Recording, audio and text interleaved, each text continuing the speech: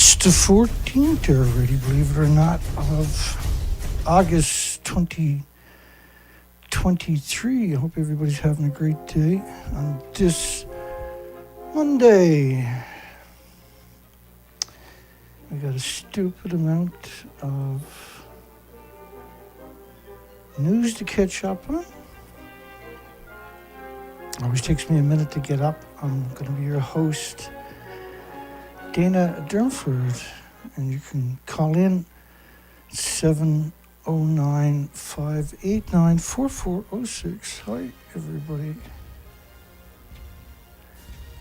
Let's get after it. We got lots of crazy to get to.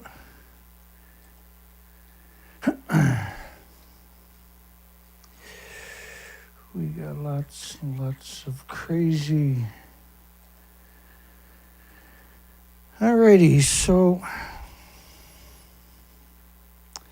let's kind of do a recap of Fukushima. Why is Fukushima important? Now, we got a poll tonight to help articulate the craziness that we're talking about.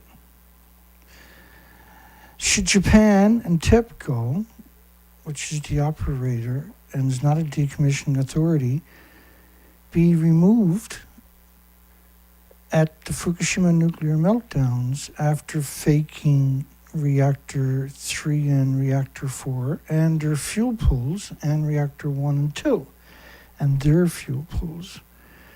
So that's actually the official picture, but they pretended now it doesn't exist. It's the same thing for reactor 4.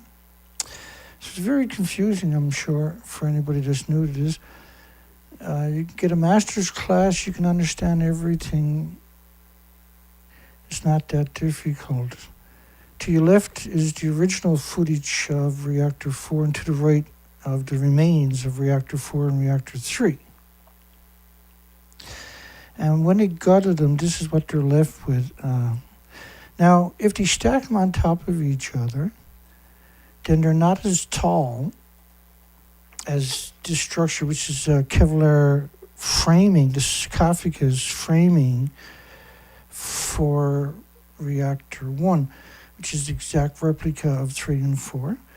And that part right there is that part up there, and that is taller than what remains of reactor 3 and 4 if you stack them on top of each other.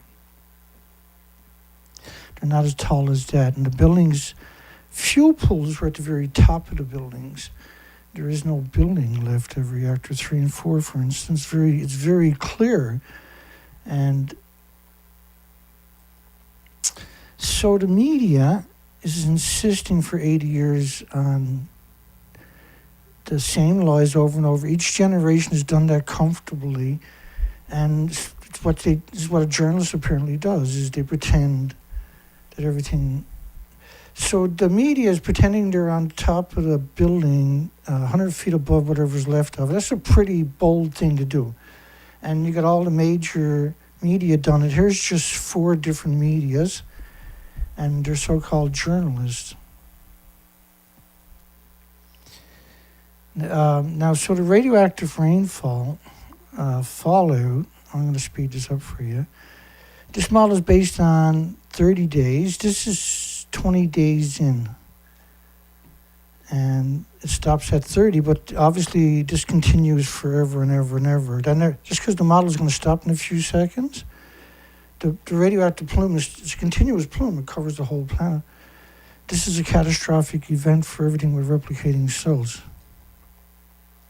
So the media and professors and academics have taken it upon themselves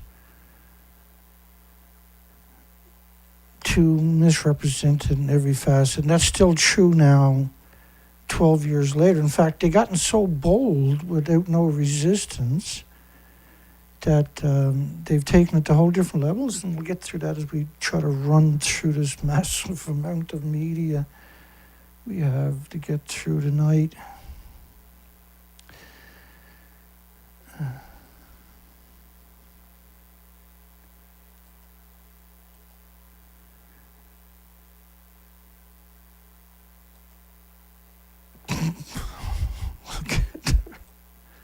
what's going on here. Bear with me, some technical difficulties we'll figure out in a second. Japan's harmless wastewater plan, no harm in 60 years of discharge. So as they're claiming nothing's got out, is what they're basically claiming. And they're going to try to reinforce that a whole different bunch of ways in constant bombardment from the media. Discourse around Japan.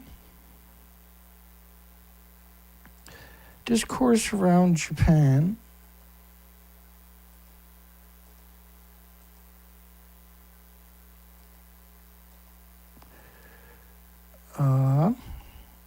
Plan to release the treated water. The treated water.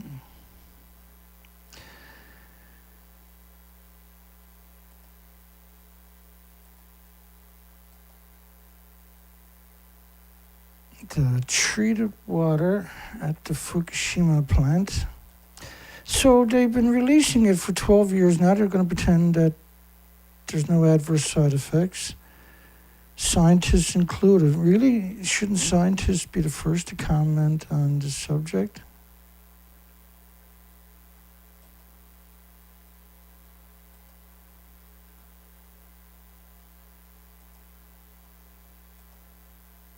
One would hope, right?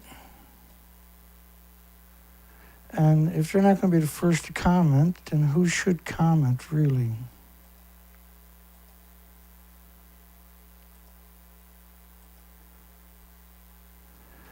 Experts who are for the plan are outlining their reasons for supporting the discharge, mainly due to the amount of tritium. And so again, let me remind you that tritium is the very last thing you're worried about. The buildings are gone and the fuel pools.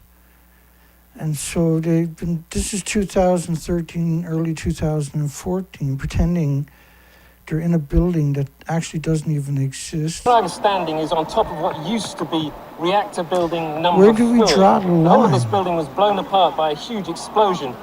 We are here inside Reactor 4 at the Fukushima Daiichi nuclear power plant that was severely crippled during the earthquake and tsunami of 2011. Of the decommissioning work taking place here in Reactor 4. At the end of our tour, we were checked for radiation exposure. In 4 hours, I received the equivalent of less than a chest x-ray. 1,500 highly radioactive fuel rods inside this pool. They've got to move them outside of this reactor. Okay, so obviously they're not in a building that don't exist. Just want to make sure we're all on that page. So then they talk about tritium, like they're talking about what might happen in the future instead of what's been going on for the last 12 years, which according to them now is nothing. And this is the Australian professors, and professor seems to be the most dangerous creature on the planet. And apparently nobody's allowed to ask them to prove their bizarre assertions. Dr. Nigel Marks, amid the contentious issue, has taken on a life of his own. He's associate professor, which is not a full professor, of physics at Curtin University in Perth, Australia. He also worked at the Australian Nuclear Science Technology Organisation and the Reactor Division, the ANSO in Australia, in the 90s. It probably would have been responsible for setting limits in the communities from radiation, from the waste that they have there, and doses that are given to humans, which is frightening. And, of course, we see this pattern constantly worldwide. He says the core problem with the release is that it sounds bad, though in reality it's completely harmless and won't affect people, marine life, or the environment. Or the environment.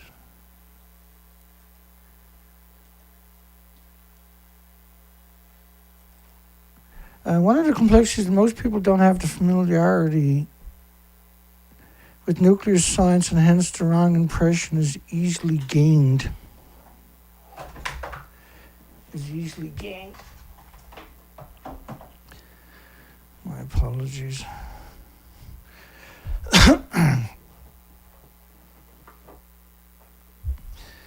So, this is Nigel Marks. He's got 160 published studies, by the way.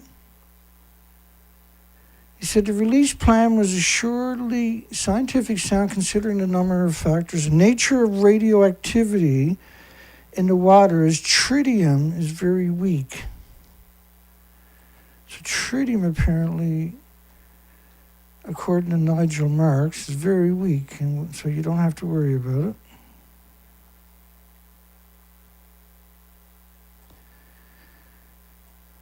Science outweighs irrational reasonings. So this was 2023, July the 10th. This was the first time we heard the word tritium in this new context. The 1.737 million tons of wastewater stored in Fukushima plant include approximately 2.2 grams of tritium. So Nigel Marks, when he's talking about tritium, this is the foundation that he refers to. And he's even said the same thing a few times himself. It's like throwing 3 sugar cubes or 3 grams of sugar into the ocean.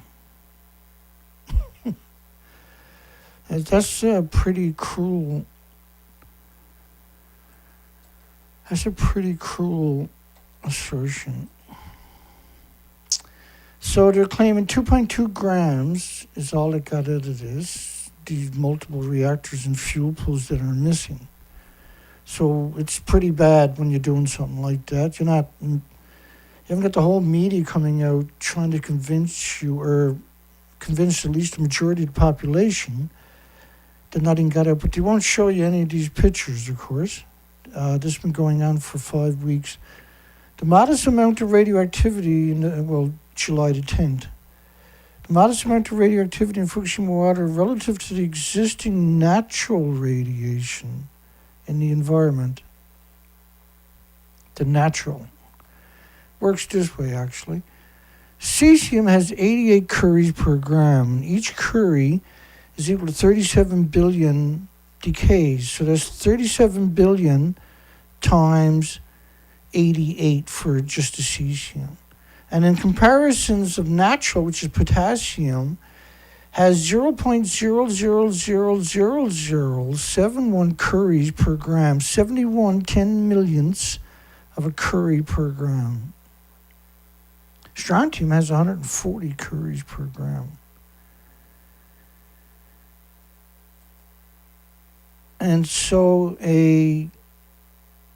104 curies, which is a little, more than a gram of strontium, can contaminate a square mile. And so Chernobyl was based on that equation.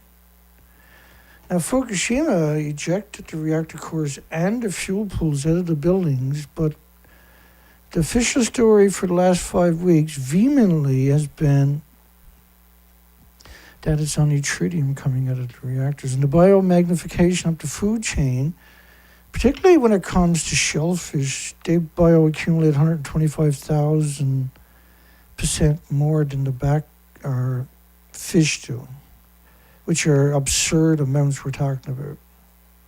So these are catastrophic numbers for all species. And so hiding under the disguise of a university, these assassins of humanity in this species have no checks and balances whatsoever. In fact, they're considered the checks and the balances.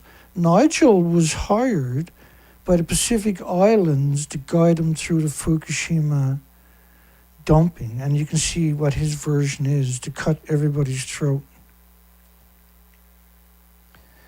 He said about 70 years of similar practice from the nuclear energy industry in the removal of radioactive elements of concern via the advanced liquid processing system, aka the ALPS. So there was three systems. There was the Riva, which is the French system, same as the Alps. And in 2014, that didn't work. Kept out of operation for the last 3 years unused. The Alps system in 2014 had yet to function reliably. They couldn't build a bypass operation. The ice fence didn't work. The ice wall didn't work. Why wouldn't you build a real wall, by the way? And they allegedly had 260,000 people work on that. If you divide that into the money that they said they used, it works out to $1,100 per person if you don't build the ice wall or anything else. If you just gave everybody $1,100 to go home. TEPCO plans to dump the water stored at Fukushima Daiichi into the Pacific 2013. By the way, the plant had already released enormous, absurd, ridiculous amounts of highly contaminated water directly into the ocean from a plethora of leaks. And see how many leaks did the building like that have? I probably got 1 or 2 leaks, Dana. If the buildings were still there, of course. And this was the series system, which didn't work. Nuclear report warns of an apocalyptic scenario as the closest you're going to get to the truth. Could one day be considered the start of the ultimate catastrophe of the world and the planet. That's an appropriate response. Not what these assassins of humanity and the 8 million species are doing.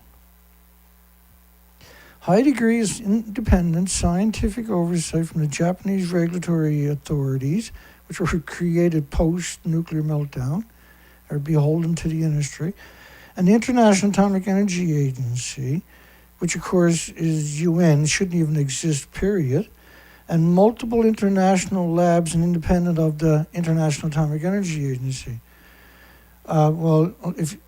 It's impossible to call them independent if they're from a host 195 military countries that makes up UN. They're the military-industrial complex, 195 militaries. And so is NATO, which is 30 militaries. Japan's nuclear wastewater discharge plan provokes worldwide protest. This was April 13, 2023. The International Atomic Energy's role is to analyze and confirm the data provided by the perps, by the criminal itself, TEPCO, and not directly collect samples and verify themselves, which is one of the reasons we got a poll on this. Should Japan and TEPCO be removed of Fukushima nuclear meltdowns after faking reactor 3 and 4 fuel pools?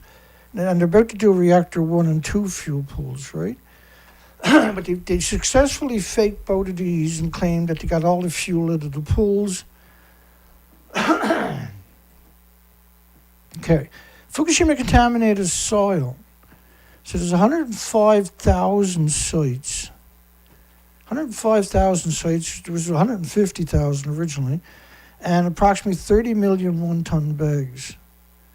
So this year, when asked, because Japan also not only going to dump the water that doesn't exist, but the tanks were built to manipulate you, the 30 million one-ton bags, which seem to be excluded from this equation. Earlier this year, they announced they're cutting it open, and they did, around 14 million of them, and are going to grow food in it. And if that's not bad enough, they're doing it 2 miles from the nuclear meltdown in a what they call a no-go zone, which is a new word for nuclear wasteland, and grow food in it for future consumption. Now, you're talking about 100,000 to 5 million becquerels of very long-lived isotopes per kilogram. There's 1,000 kilograms in each of the bags. There's 30 million one-ton bags. So they've lost, a long time ago, all rational, and now they've gone insane and are claiming nothing but tritium has ever got out. The International Atomic Energy, by the way, is not a regulator, not in a position to judge or approve Japan's soil recycling project.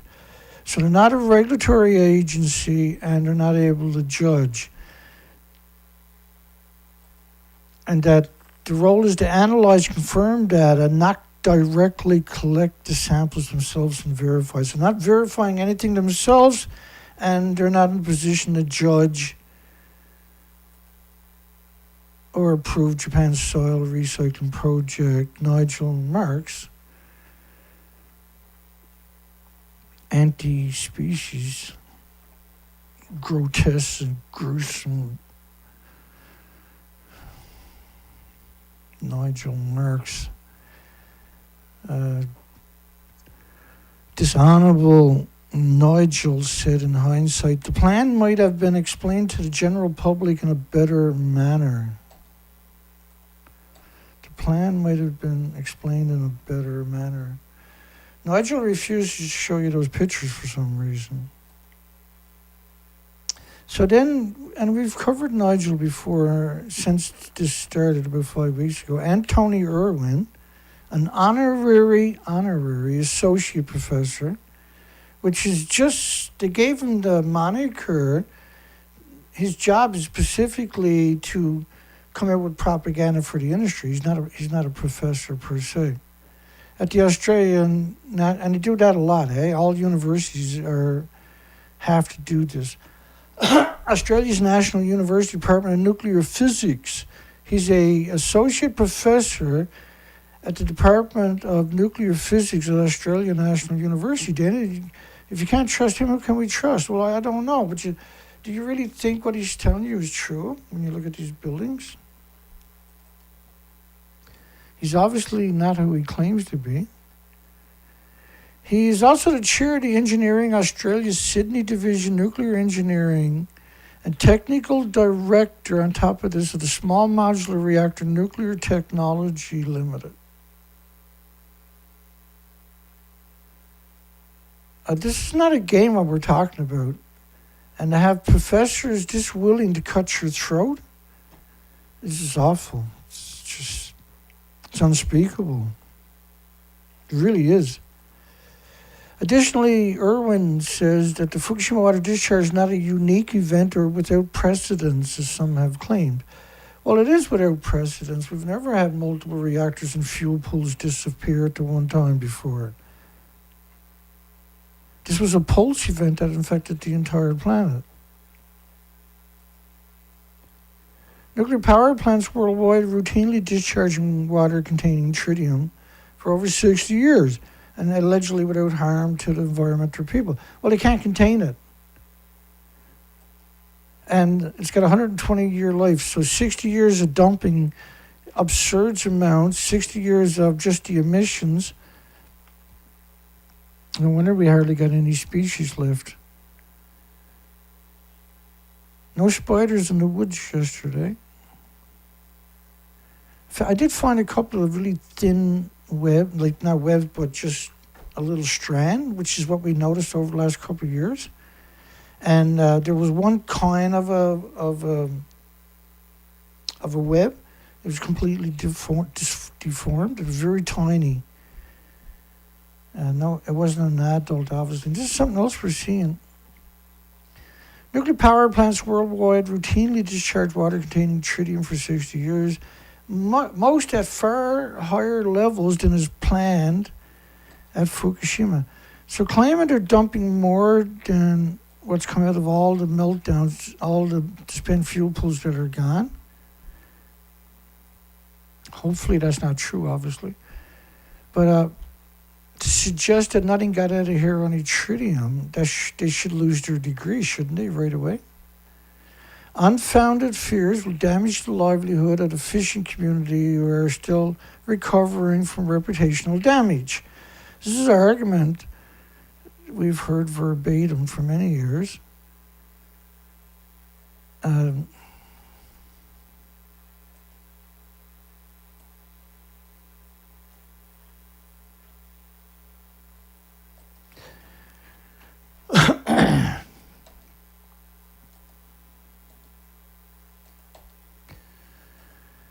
They're growing food right alongside of 1-ton bags of radiation in not just Fukushima Prefecture, but 14 prefectures, where the food was banned for over a decade by 55 countries. They replaced him with people that were pro-nuclear who removed the restrictions in the majority of the countries. Canada had no restrictions after 93 days, in other words, no restrictions. And 55 countries banned it for a decade. So Japan couldn't ship it anywhere only to Canada. Now everybody in Canada has got the litany of radioactive fallout illnesses and diseases and autoimmune deficiencies and injuries and illnesses. The media has an important role in presenting the science. It's important that there is independent verification of the discharges and that the International Atomic Energy Agency will continue to provide add voice to Japan and all the neighboring countries, think about that statement, and provide independent monitoring and verification of the discharge. They don't do independent, and they do the verifications is the samples given to them by a corporation, is not a decommission authority, also known as TEPCO, who we have a poll asking a simple question.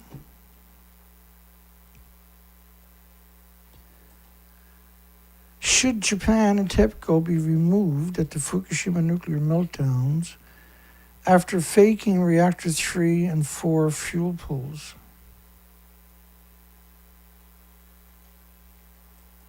Yes. Where are we to here? We'll get there. The planned discharge is ultra-conservative, will certainly not cause any harm to the people or the environment. The tritium,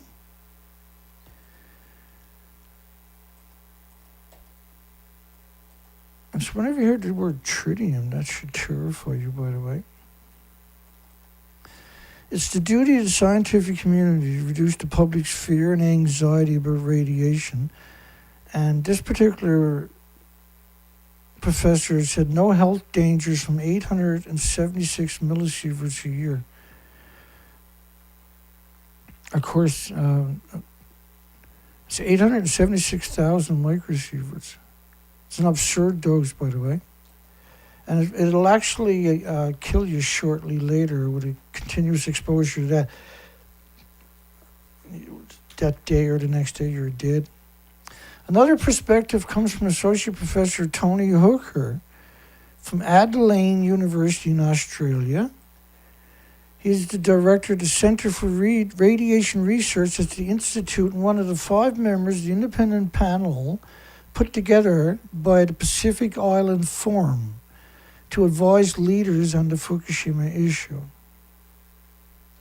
So 3 professors from 3 of the biggest institutes in Australia cut your throat and everybody else's, and their own, by proxy. Not a single media in 5 weeks have showed us one of these pictures with the tritium narrative. Oh, tritium's going to get out of the building, honey, look at it. Oh, well, they're nuclear scientists, honey. You got to trust them. Dr. Hooker says people themselves are radioactive, the ultimate insult. Things we eat and drink are radioactive. This is natural, indigenous, normal, stupid, everyday, harmless background radiation they're talking about. And that we have background radiation. The radiation levels at the plant were so high the helicopters couldn't go near it. So how could a human? We started at a young age indoctrinating people about radiation mutation effects. For example, the Hulk and Spider-Man, which, by the way, were created by the nuclear industry to indoctrinate your children in increments. And now, like, 10% of the Halloween costumes are Spider-Man and the Hulk. Fantastic Four and The Simpsons, which is at least 3 generations of indoctrination, which are simply not true, he said. There was a need to deal with the situation of Fukushima so that further decommissioning can take place. Also to remove any danger of further contamination due to earthquakes. Well, it's going to take them 30 to 40 years to dump it, they said. So how does that mitigate it? You got to hope they don't have an earthquake for the next 30 to 40 years. Like, there's no critical thinking skills in these public relations, but there's such a dangerous it lulls people into this complacency, and you end up getting leukemia and heart, and liver, and lung, and respiratory, and pituitary, and thyroid, adrenaline, and your loved ones with Alzheimer's, dementia, autism, diabetes, Down syndrome. In addition, Dr. Marks also wished to reassure people that the scientists and engineers who deeply understand radioactivity and radiation had triple-checked that everything was perfectly safe. Well, that was pretty nice of him. I feel better. How about you, Arnie Gunnarsson? Now, Arnie made the assemblies for the racks for the fuel assemblies for the fuel pools. So he made the racks that the fuel sits into in the fuel pool. Now, I put him up where the pool is to. The division I ran built nuclear fuel racks for boiling water reactors exactly like Fukushima. And the division he ran. So if he doesn't know, who knows? Because he claims that there's no, fuel pools never got damaged. Like pack of sugar. Almost everything in life is radioactive to some extent. Almost everything in life is radioactive to some extent.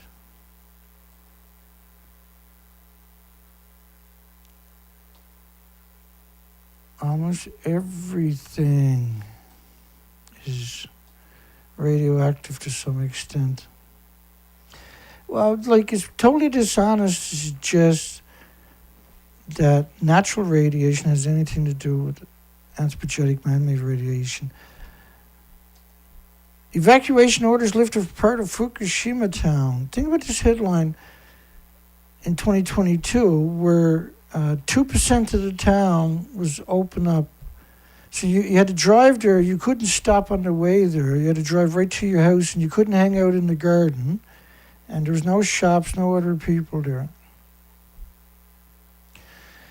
Has a short half-life of 12 years, biological half-life in humans of 10 days, and passes through your body in 10 days and 2 days in fish.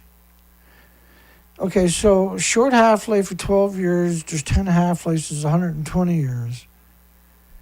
Biological half-life in humans of 10 days is not true, because it becomes organic tritium when it comes in contact with the human body.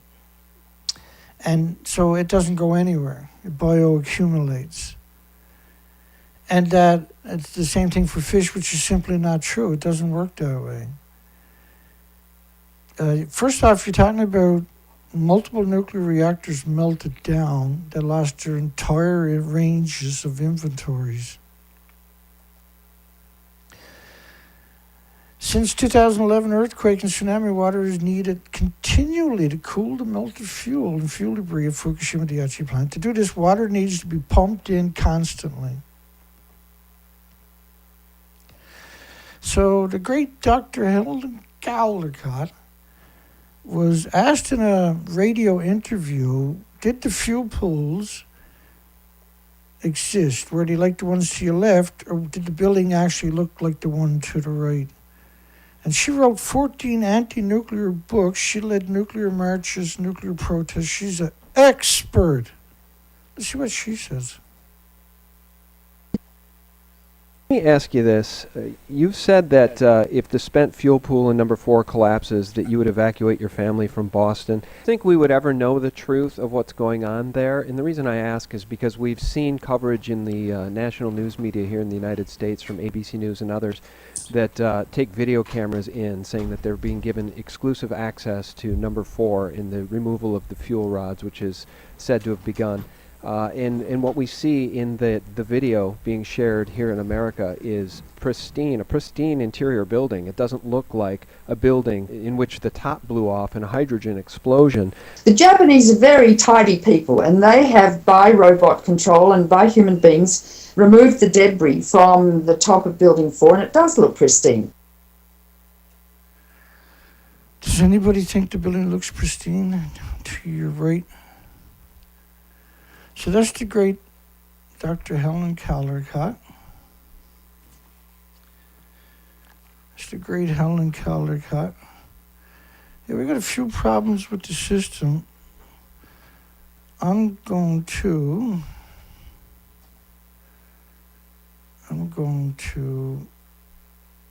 be right back. I'm going to have to duck out for a second. Should Japan and TEPCO be removed at the Fukushima nuclear meltdowns after faking reactor 3 and reactor 4 fuel pool? I think that's a legitimate question, right? Don't you?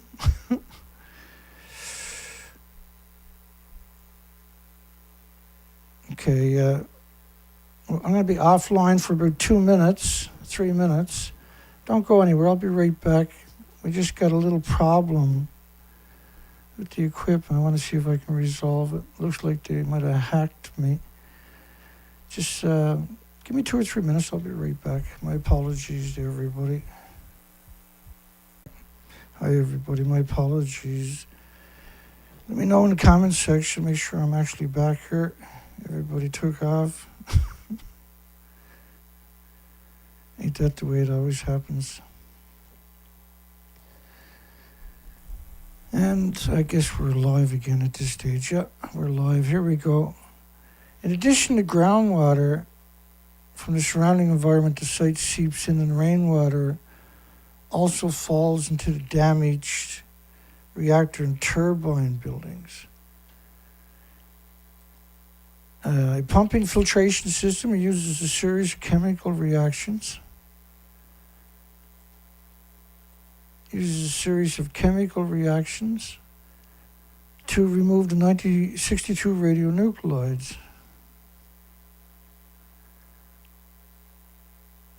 Yeah, I went off for a minute and I'm back again.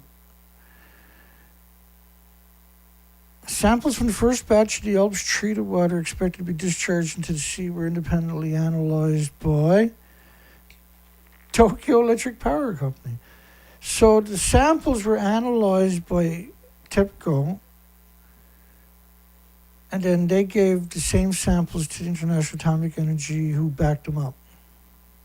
Oh, and independent labs who TEPCO gave the same samples of tap water to, and they found nothing.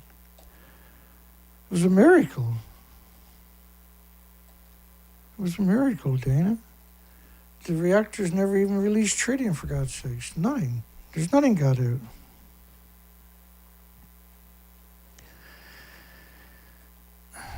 Fukushima nuclear report was so shocking they decided to treat it as if it didn't exist. I think that's probably the most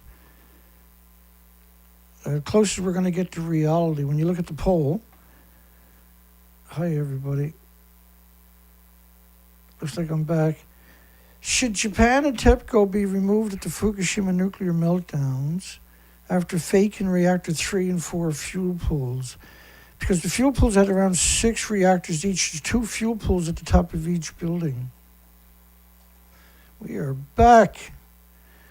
I don't know, like I changed, so I done a new stream key 5 minutes before I went live, because you got to do new stream keys because they'll hack you if you use the same one. Fukushima nuclear report was so shocking they decided to treat it as if it didn't exist, and they're still doing that 12 years later. And the IAEA, of course, is not an authority. They're not a regulatory agency. They're not a judge. They don't have sovereignty over it. Can't compel anybody to implement anything. It was done at the International Atomic Energy Agency's labs in Monaco, which Dorf is German, I guess, in Vienna and Austria. Other studies carried out by third parties in France, degenerate South Korea, moron Switzerland, and scumbag nuclear industries worldwide, basically. South Korean lab is the Korean Institute of Nuclear Safety. Results showed a very high level of agreement between all the labs that no additional radionuclides were detected at significant levels. That's astounding, isn't it? Isn't that amazing? It's such wonderful to have them and looking out for us all the time. Dr. Marks said he's not a fan of the word dumping as it conveys the wrong idea. He says the tritium in the water got to go somewhere, and there are two practical operations, either to the ocean or to the atmosphere. A bit late for that.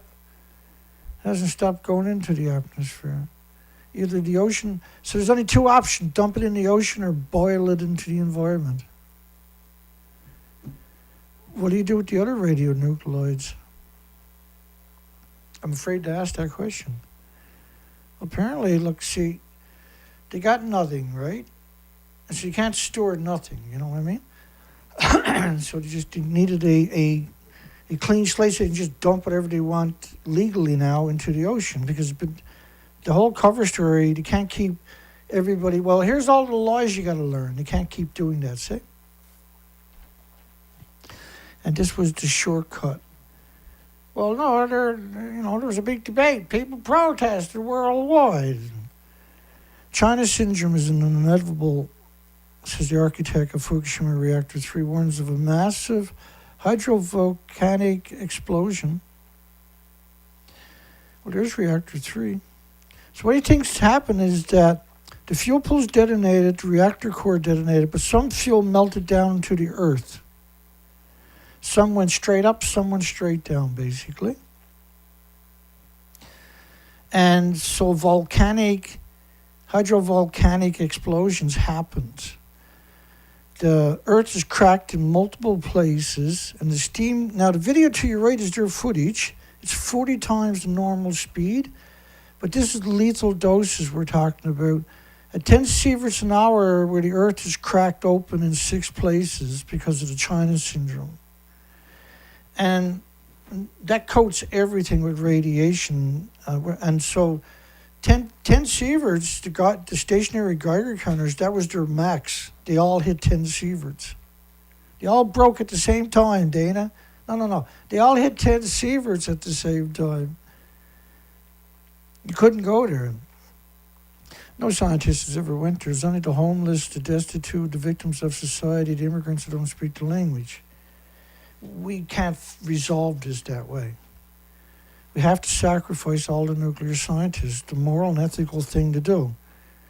We got no other options, right? We need to kill all the nuclear scientists and nuclear academics worldwide at Fukushima, but we got no choice.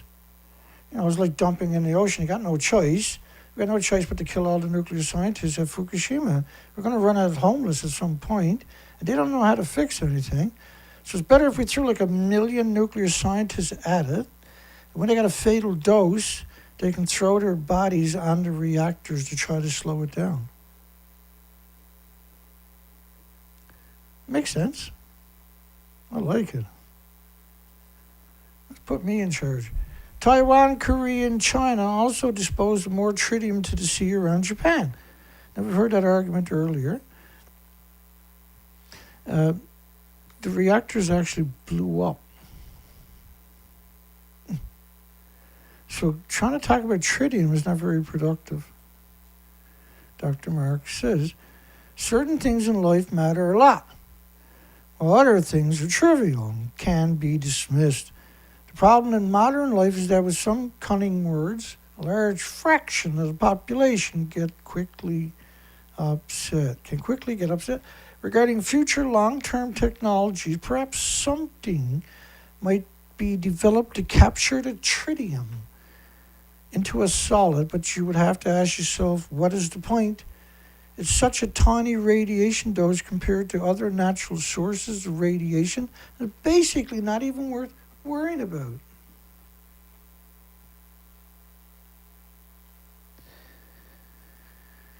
Send us people who don't mind dying because it's completely harmless. Dr. Nigel Marks is an associate professor of physics at Curtin University in Perth, Australia.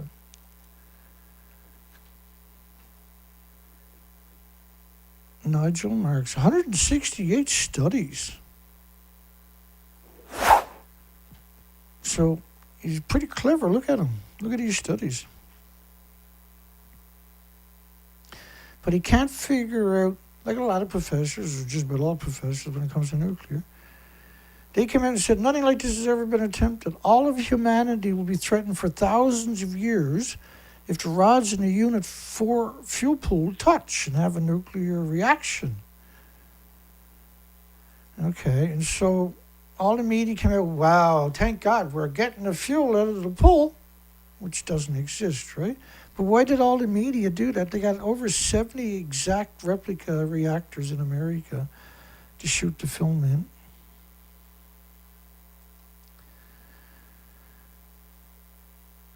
So he's produced all kinds of studies, radiation damage properties of nuclear material. He really is a nuclear expert, and by proxy a mass murderer. Yet he's not able to disprove this. He's not able to say, ignore Dana, there's only tritium got editors, so there's nothing to worry about. Why don't they show you those pictures, right? Look at all these studies. He's incredibly smart. I say he's a friggin' genius. Look at this stuff. But he doesn't know the buildings are destroyed. Do you accept that? He's producing all kinds of studies. Incredible. He's making a fortune. 168 studies. He's jacked some serious coin for that. But he doesn't know the buildings are destroyed, and he doesn't know the fuel pools are gone. Can you comprehend that? That he's able to produce all these studies. It's a ridiculous amount of work. His name around all of these studies. But there's no nuclear scientists, the unskilled and the destitute, that are the targets, are the victims, the homeless and the people who don't speak the language on vacation. Thermal dissociation desorptions. So, like, he's not naive, is all I'm saying to you. He's not gullible. He absolutely, positively knows what he's doing is criminal and evil. It's so evil what he's doing. He probably wrote this article for Natalie. Fukushima reactor leak was plugged with liquid glass. What's that, Dana? Right, that's a great idea, Timmy. Early on Wednesday, April the 6th, this is 2011, this is not even a month later, officials at the Fukushima nuclear power plant in Japan announced that the radiation-contaminated water was no longer leaking out of the damaged reactors, Dana, and they're trickling into the ocean. They fixed it. They plugged the leak with a mixture of sawdust and newspaper. So stop your fear-mongering. Okay, I'm sorry. Jeez. So they plugged the leak with sawdust, paper and sawdust, and some glue. God bless them. Somebody should send them over to Chernobyl. It's still leaking, right? Got me using the word leaking now. So how many people think that they fixed this with sawdust, newspaper, what else was it? Crazy glue or something? Liquid glass. I don't see the word glass. Oh, and cement and liquid glass, Dina. Dina fear-mongering. See Niles, Mark Niles.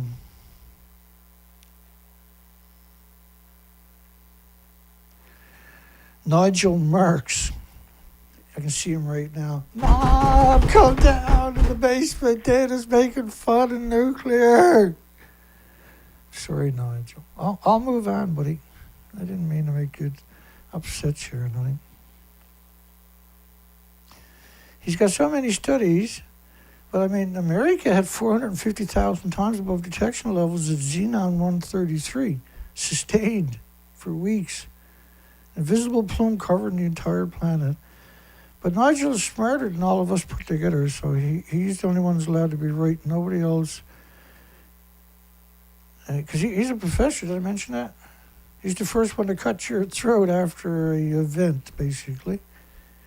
Should it be illegal for them to have authority over children, for God's sakes?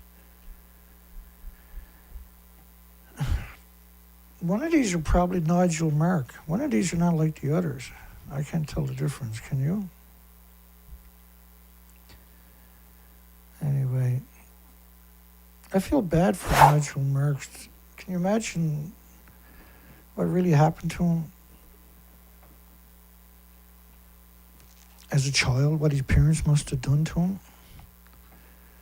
I feel bad for him. They must have really abused that fella for him to turn out so evil. Australia Energy Market Operator corrects media claims on renewable cost assessment, which is an interesting story back to back, wasn't it?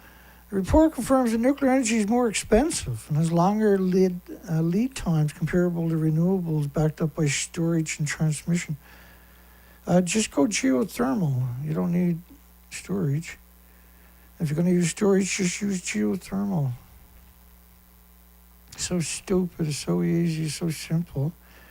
Even a nuclear scientist could probably do it. Not Nigel Marks, of course, because he's better than everybody and all the 8 million species. Only Nigel matters. Nothing else matters. The federal coalition led by the opposition party, Peter Dutton, continues to advocate for nuclear power and intensify its opposition to renewables. Opposition is accompanied by a campaign of misinformation on social media platforms. You have no idea. At least you're on the right path for a change. Which falsely claim that wind turbines cannot turn without the support of coal-fired generators. Nice one. I heard some doozies. That's right up there. It definitely got some respect for me.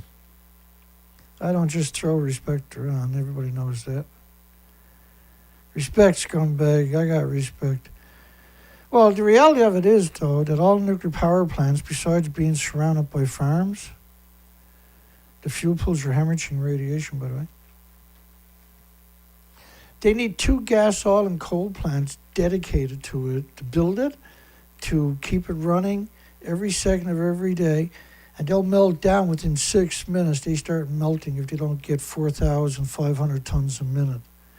And they need it for another 50 or 100 years to decommission. Dedicated gas, oil, and coal plants. That's a pretty good one, though. They claim that wind turbines can't turn without a coal-fired plant. You count on Australia and Great Britain to be just total degenerate scum. There's no limit, too, to being a scumbag. The misinformation campaign is causing frustration among the green energy developers, hindering productive conversations with landowners about the benefits of renewable energy. Again, right, they're building something with no storage instead of stopping with storage. There's tons of storage solutions, my goodness. One of my favorite is the compressed air, where you dig mine shafts and just compress air down there at 120 psi. You can have weeks of energy for a community of a few thousand, for instance, stored right there. The U.S., and they actually make windmills, and that's all they do is pump compressed air. And it's a very, not like water. Compressed air is consistent pressure. It's probably your best one out there. Just dig mine shafts and start compressing the air. U.S. grip in Australia keeps tightening. Can we break free and avoid a war? We talked about this a lot over the last number of years, actually the last decade, of how Australia let the military-industrial complex end their country 12, 14 years ago or something. And now they got the 7th biggest weapons producer on the planet set up shop there.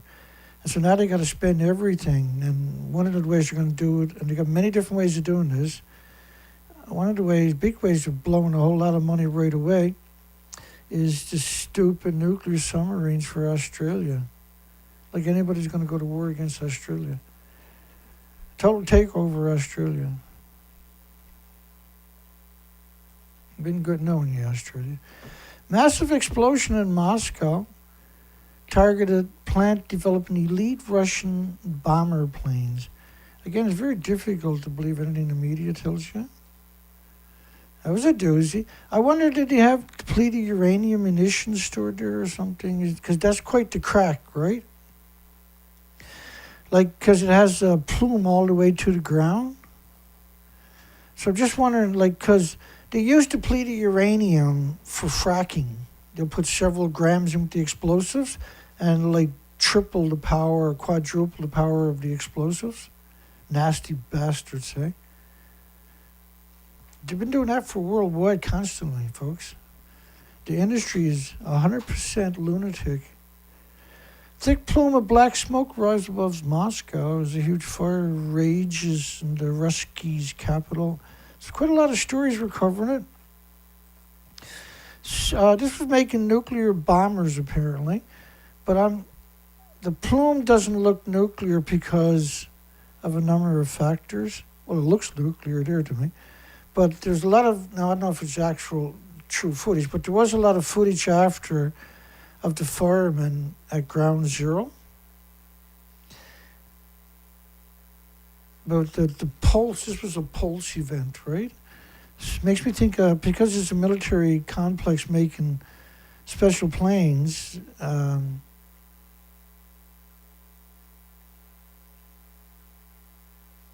so it could have been the bomb that they used that done this. I don't know. But when you seen that explosion, that's not a game. Russia's going to head to the moon. By the way, this is going to be nuclear powered. India's up at the moon, circling the moon, waiting for Russia to show up, I guess. And they're going to have a competition to see who lands on the south side of the moon the first. It's very confusing. They sent all these rockets and satellites and rovers and everything throughout the solar system, but they never went back to the moon. Doesn't, like no country. Doesn't even make sense, does it? We already been to the moon, don't need to go there again. Of course you do. Why wouldn't you habitate the moon first and then bring all your supplies up there and launch from there to Mars? Or wherever the frig you want to go, right? Wouldn't that make more sense? The expedition will attempt to land the exploration vessel on the moon's south pole, hoping to dig up water ice beneath the surface. If successful, it'll be the first spacecraft to make a soft landing on the moon's south pole. The vessel is even named to the callback of the Soviet space program's last mission was the Lunar 24, which spent 13 days heading to the moon and back to collect samples in 1976. The Soviet Union, man, they were a very productive country. They were building all kinds of stuff. And once the nuclear industry started using secrecy to take over parts of your government, they seen an opportunity to capture the governments and the universities and the medias. And they've had it by the throat, shitting down its neck ever since, the entire planets. Lunar 25 is in a race against India. The country's Chandrayaan-3 mission launched July the 14th. I actually missed that one. And entered the moon's orbit this week. India's craft is scheduled to reach the moon's south pole August the 23rd. Why does it take so long, I wonder? Because I thought it took 3 days. The Ruskies will take 5 days to reach the moon. How come so long? It's expected because they can't get out of the orbit unless they go at least 17,500, right? Miles per hour. So why does it take so long all of a sudden? They're going to spend 5 to 7 days in orbit before touching down. And how come they're going to do that? Timeline has Russia's lander potentially reaching the moon around the same time as India's, if not slightly ahead. There's another story about that coming up. Leaks found in the hose to transfer Fukushima tritium water. They're so good at their lies, aren't they? So they found a leak in one of the hoses. These are hoses. Any idea how quick that's going to would empty a big tank? It's totally disproportionate for what they're saying they're doing. The operator, TEPCO, who we got a poll tonight, asking us the simple question: should Japan and TEPCO be removed at the Fukushima nuclear meltdowns after faking reactors 3 and 4 fuel pools? Yeah, Dan, of course you should. I know, I'm just saying, having a poll. TEPCO conducted a probe. TEPCO, who's not a decommissioned authority, shouldn't be in charge. The only reason he kept their namesake there was so you don't scream at the nuclear industry when the truth finally comes out. You'll blame TEPCO, is what they're hoping. We plan on disrupting that one. Conducted a probe after higher than usual levels of radioactive material were detected in the rainwater in the dike around a storage tank. The lies just get bigger and bigger every day.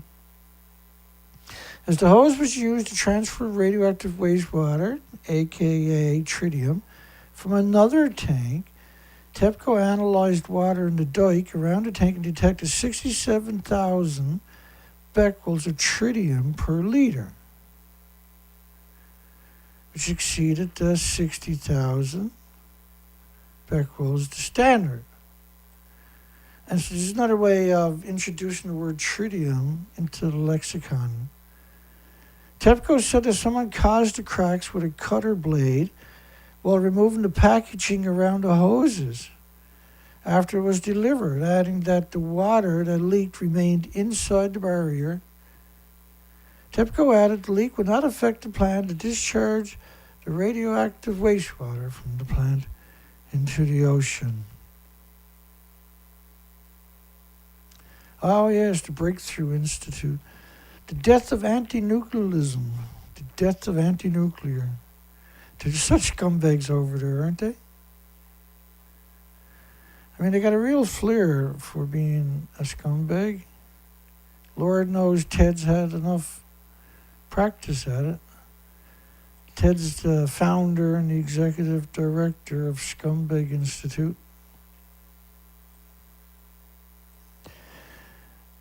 Green groups' anti-nuclear efforts are losing ground. Here's why. One of the Breakthrough Institute are just,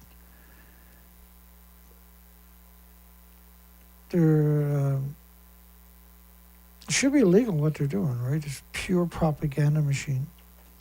One of the underappreciated aspects of the growing momentum behind nuclear energy, there is no growing momentum, there is no nuclear renaissance, for goodness sakes, has been the ineffectiveness of the resistance from the mainstream environmental movement. They actually allocated over $1 billion original budget to come out and propagandize the population for at least the last 2 months, but certainly the last 5 weeks.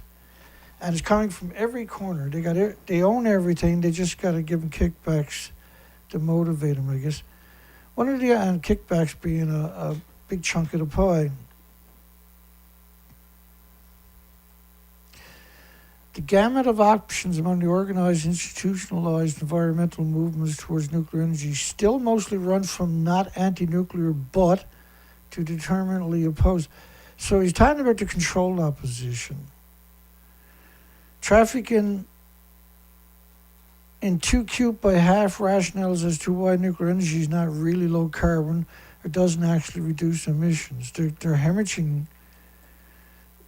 Nuclear power plants hemorrhage radiation into the environment 24 hours a day. That's why they're surrounded by farms, right? The fuel pools are still splitting the atoms. They got no containment. It's a sick, disgusting, dangerous, genocidal, omnicidal industry. At the same time, explicit claims that modern economies could be powered entirely by wind and water and solar have been broadly debunked since 2017. Yeah, you can run the planet on geothermal, for starters. But there's lots of storage out there for wind, there's water batteries where you have you create 2 artificial reservoirs, and you pump water to the top one with excess energy. Then there's the pumped hydro, there's also lava rocks will hold heat at 3,000 degree Fahrenheit temperatures for months, and we have no end. We have an unlimited amount of lava rocks from all the islands that have been consumed by volcanoes.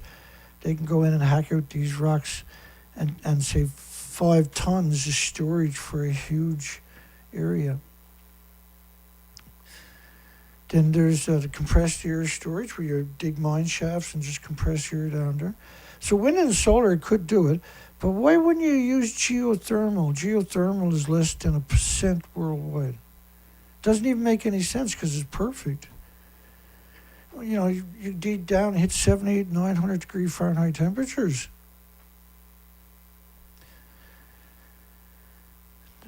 You know, got any idea how much gas, oil, and coal you got to burn to hit those temperatures? It's ridiculous. You got something to do it all day, 24 hours a day, no maintenance. At the same time, explicit claims that the modern economies could be powered entirely by wind and solar have been broadly debunked. Putting the lie to claim that even at far lower levels of the grid penetration, various sources of renewable could fully replace fossil fuel. I just debunked all that. Most nuclear opponents never considered anyone would take a new generation of pro-nuclear activists seriously, whom they dismissed as industry shills, which of course they are, or annoying but ultimately irrelevant nuclear bros. No, they're nuclear tarts, not nuclear bros, they're nuke tarts. So it was a shock to the California environmental community, which Michael Schellenberg, Environmental Progress, and the goons, and people like Rod Adams and that have vehemently lied for years for it. Over the last few years, when it found itself significantly outnumbered by pro-nuclear activists at public meetings. No, that's not an accident. The average person doesn't understand that this is something they should be looking into, right? Nuclear industry want to fill up the seat with all the pro-nuclear. It's just good business, right? And that's what they do. They'll have it in a little place, and that can only hold 50, and they'll bring in 100 pro-nuclear. There's no any room for anti-nuclear, and they're not going to get a voice. They're not even going to show up in a minute. Green groups' anti-nuclear efforts are losing ground at the federal level as well. Congressional Democrats don't appear to take groups like the Union of Unconcerned Scientists and the NRDC seriously on nuclear energy. Yeah, but they were created. They're the nuclear industry. If you go look at all the people on the board, there's like 50 people from the nuclear industry on the boards. And Edwin Leidman, is a notorious nuke crank pump. We've covered probably 500 times on these shows. Was reduced to posting his objections, and we covered it into the Hill last week, where he repeated long-standing tropes of the anti-nuclear movement, exaggeration on the public. No, it's controlled opposition, see? Associated with low-dose radiation, fear-mongering about nuclear accidents and waste. Lyman's a notorious pump, and his hunting ground is he's the shill for the Union of Unconcerned Scientists, which are basically a bunch of the inbreeds left over from the Manhattan Project. They're inbreeds themselves. Still, it would be a mistake to count out the anti-nuclear movement just yet. Explicitly anti-nuclear green groups possesses, according to one, like you don't have to be green and anti-nuclear, you're just going to be anti-nuclear because it's a genocide machine. Annual budgets for the nuclear green group, according to one estimate, annual budget of $2 billion for the controlled opposition. So even they're out of control, right? Closer we get to actually deploying advanced reactors, allowed more organized the anti-nuclear force is likely to become, an effort that will almost certainly be accompanied by increasingly unhinged rhetoric about the nuclear risk. Because they stand up on the shoulders of the 1970-era anti-nuclear movement, which succeeded in massively increasing the cost of nuclear energy by stroking public fears about radiation.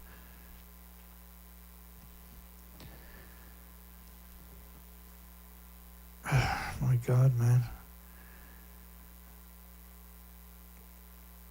You know, 1959, Santa Susana in the United States melted down. It was equal to 460 3-mile islands melting down at the same time. worth of radiation emission.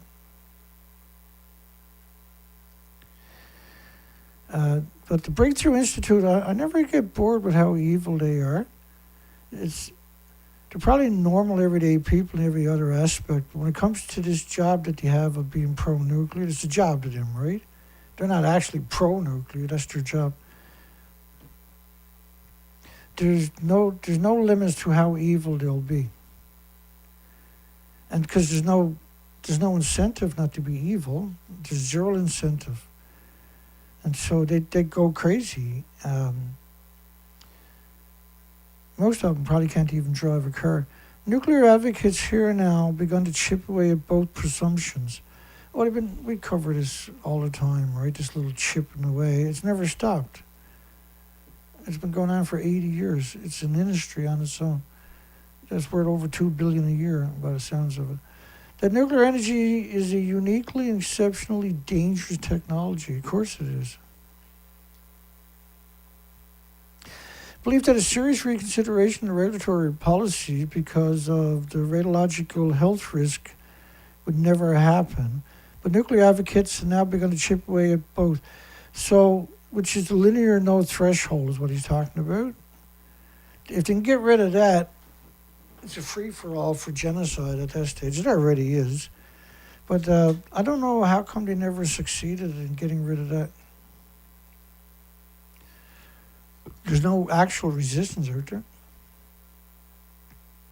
Last month, a bipartisan group of over 60 members of Congress, including the majority minority leadership of the Senate Environment, Public Works, and Energy and Natural Resources Committee, and a full majority of the members of the powerful House Energy and Commerce Committee, wrote to the non-regulatory agency expressing concerns about the slow pace and the limited scope of the Commission's regulatory monitorization efforts. So they've been screeching because small modular reactors, which are going to be using mixed oxide fuel, have to meet the same regulations as a large reactor. And you want to be able to put them right in the cities, just like Starbucks and Tim Hortons, right? The letter takes aim squarely at the NRC's proposal, even though they know this will never happen, right? Keep you on your heels the whole time, and when you want to slip something in, you don't see it because you're too busy trying to save your life. The letters take aim squarely at the non-regulatory commission's proposal to include studies outdated, indefensible radiological risk standards in its proposed licensing framework for advanced reactors. I just alluded to that where they don't want to submit to environmental studies, for starters. And the mixed oxide, this is how you're going to do it, high assay fuel, very high grade, weapons grade actually, mixed oxide fuel. And so the design, they don't even have one into the regulatory agency to complete applications. It's about 1 million pieces of paper, so it matters, see? And they don't have a working model. Everything is hyperbole, conjectures and opinion, basically, that this will even exist. And they've been doing it for over 50 years. They still haven't come up with a working model. And so it's going to produce 30 times more intermediate level waste, 35 times more high level waste, and 5 times more fuel rods because it's not efficient. And this is why they're using mixed oxide fuel. Indefensible, outdated. An anti-nuclear environmentalist like Lyman, who's the very last from an environmentalist, he's the very last person on the planet that you can describe as a environmentalist, is Edwin Lyman from the Union of Non-Concerned Scientists, warned that the regulatory monitorization efficiency will compromise reactor safety, needlessly expose the public to high risk. Well, this is intuitive thinking, by the way. As Lyman argued in The Hill last month, what they're actually defending is regulation of the entirely theoretical public health risk to infinitesimally small, that the negative consequences of exposure could not be observed epidemiologically, even if the very large population tracked carefully over the course of many decades. And there's literally the whole medical book of diseases from radiation. Heart problems, liver, lung, respiratory, pituitary, thyroid, adrenaline, Alzheimer's, dementia, autism, diabetes, Down syndrome. Cancer is just one. Cancer is usually the last one. Unless it's a nuclear accident, and you can have leukemia next week. There's enough to go around, unfortunately. Despite this, there's a belief among some left-leaning nuclear advocates that a confrontation with anti-nuclear progressives and environmentalists over radiological risk in nuclear regulatory reform should be avoided. So avoid any confrontation with the slaves. Confrontation in this telling risk undermining public confidence in nuclear regulations and hence safety. There is no safety with nuclear. It's hemorrhaging from all plants worldwide, non-stop. That's why they're all surrounded by farms. There's a belief among some left-leaning nuclear advocates that a confrontation with anti-nuclear environmentalists confrontation. Most people simply don't have strong views on the topic one way or another, which is not an accident. They've been lulled into complacency by Superman and the Hulk and Simpsons, and they'd even defend it. Most elite opposition to the nuclear, in other words, is not the result of misunderstanding radiological health risk. Rather, misinformation about the radiological health risk is promoted by the anti-nuclear elites, and motivated by opposition to reduced nuclear energy. Yeah, they're going to work their asses off against nuclear because they're bored. And the implicit understanding that the economic and regulatory barriers to nuclear deployment are predicated upon those misunderstandings. And for this reason, I expect many nuclear skeptics, including those who claim to be not anti-nuclear, but for its cost to return to the fearmonger. And the death of anti-nuclearism, unfortunately, does not mean that the multi-billion-dollar green lobby will cease opposing nuclear energy. No, their job is to drown out people like me. Most nuclear skeptics understand as well as everyone else that the entire nuclear regulatory apparatus is built upon a foundation of epidemiological sand. Oh. There's far too much invested in anti-nuclear projects. Ideologically, institutionally, and for some financially, to ever acknowledge that.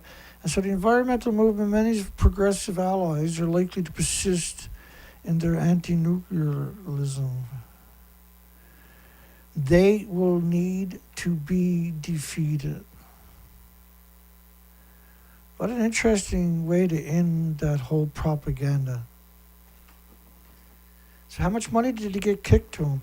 I know they just spent something like $1.2 million on advertisement in California and places like that. Where are they getting all the money to? Oh, it's the Breakthrough Institute, Dana. Oh, I covered him. It's Ted. Oh, Ted, the serial killer who hides in his closets. Ted writes all of his articles while he's sitting in his closet with the lights off. He's the founder and executive director of the incredibly powerful Breakthrough Institute.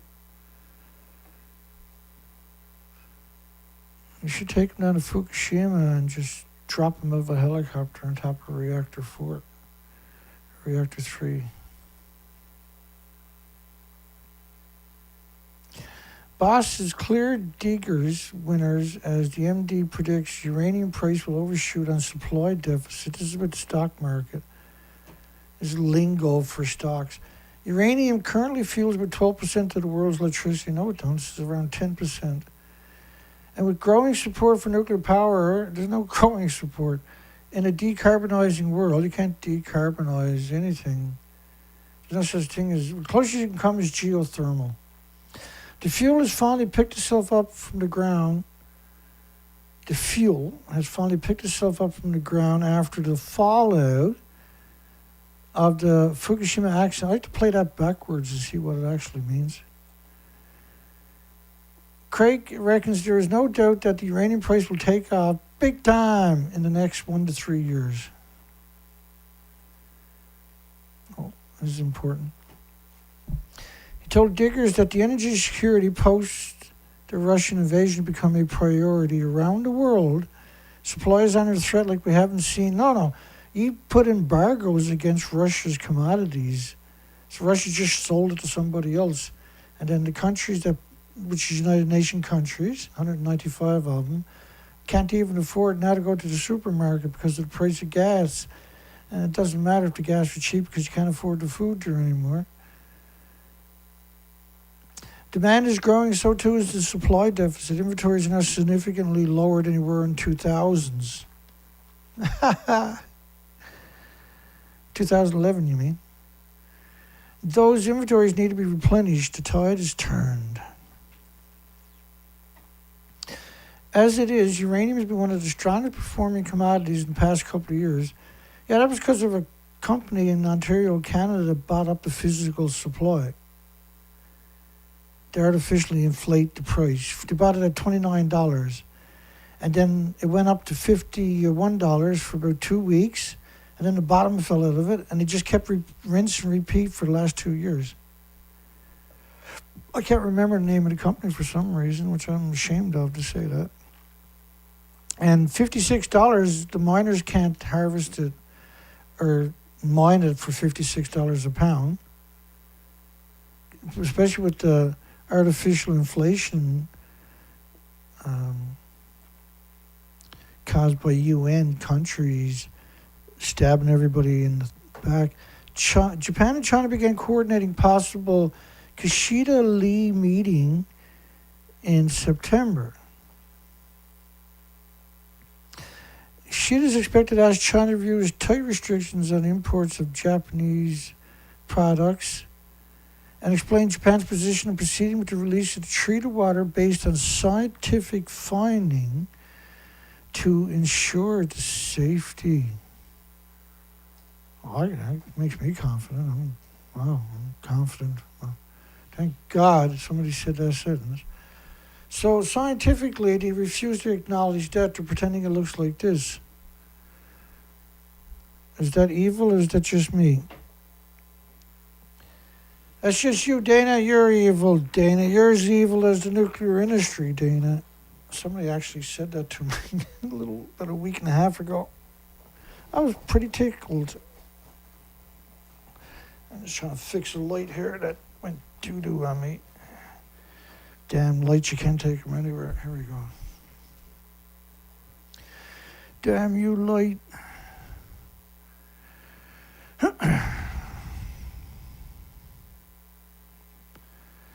Let's keep it rolling here.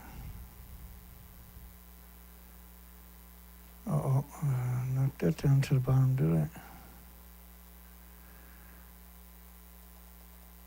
That could take a minute. Bear with me.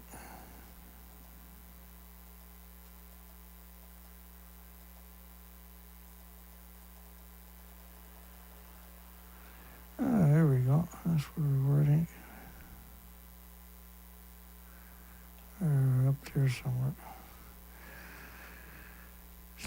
Japan. There's that word again, Japan. Plans to test seafood daily for tritium. I just want to go hug somebody from Japanese right now. After starts releasing, because obviously nothing got out.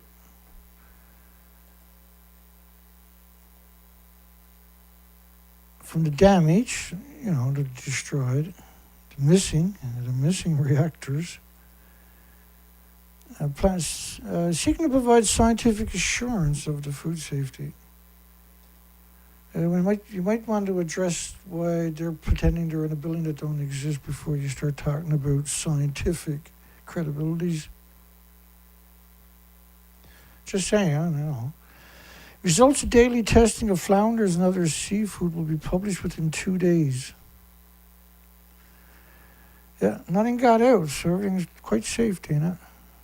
Well, of course it is. Look at it. How could anything ever get out of that? You have to be insane to think that anything got out of reactor 4. How about reactor 3? No, nothing got out of reactor 3 either, Dana. Japan's plan to test seafood daily after they start releasing it because nothing got out, right? Obviously. 2 samples will be analyzed daily right after the start of the release, right after the start. So they got to go back 12 years and restart, is it? Because it's been going on for 12 years. It's going to be recessed after 2 months, depending on detection. We didn't find anything because it all got out 12 years ago, and Geiger counters were all broke because there's so much radiation. Weekly testing is planned before the release. The first pre-release testing found that neither of the 2 samples detected tritium. Well, there you go. Did you check for anything else? No, we were checking for tritium, Dana.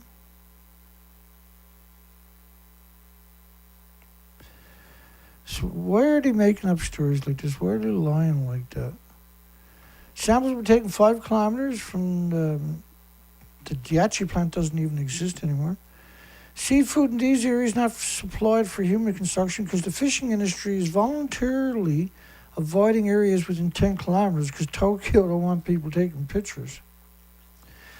Agency has yet to consider testing seafood for consumption. We're thinking about it. But I mean, nothing got out.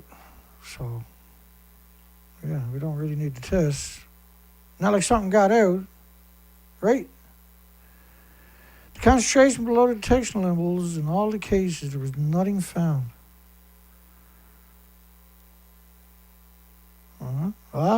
Really? Fukushima wastewater release is now imminent. Coastal town braces for Fukushima water release from Japan to Jeju. Jeju. Do I get a map of that? Wait up. Distrust of TEPCO.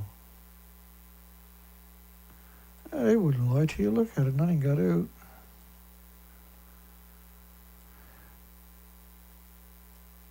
Just a regular fear-mongering. We'll get there. Concentrations of radiation in the Pacific will not rise significantly. It's already destroyed.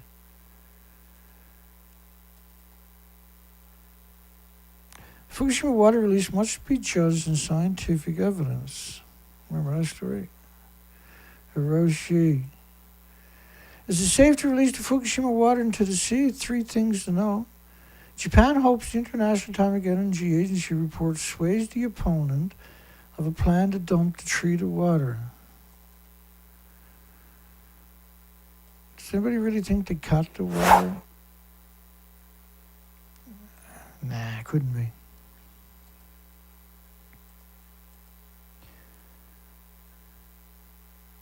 That's the one we're looking for, was it? On Tuesday, Rafael Grossi, the head of the International Atomic Energy Agency, will meet Prime Minister.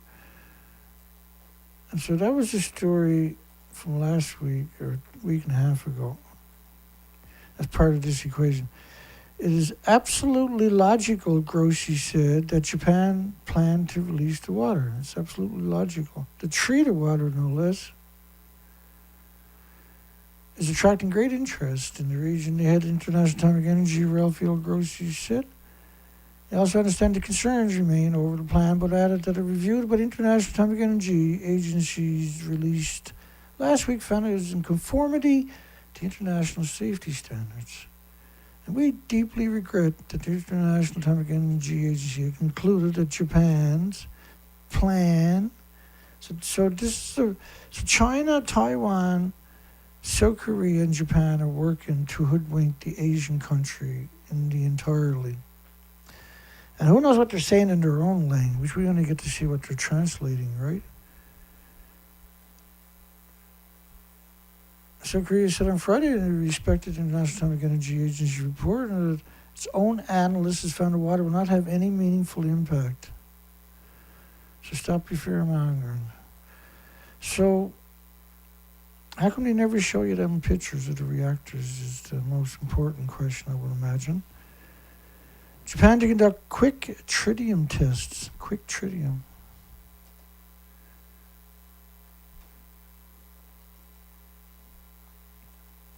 Quick tritium. What's next, I wonder? Japan's Fisheries Agency will conduct tests enabling a quick check for tritium every day for around a month until you stop paying attention, hopefully. The rapid analyst system will enable test results to come out as early as the following day, Dana. And the results will be posted on the agency's website, and the information will be also offered in English. Well, thank God.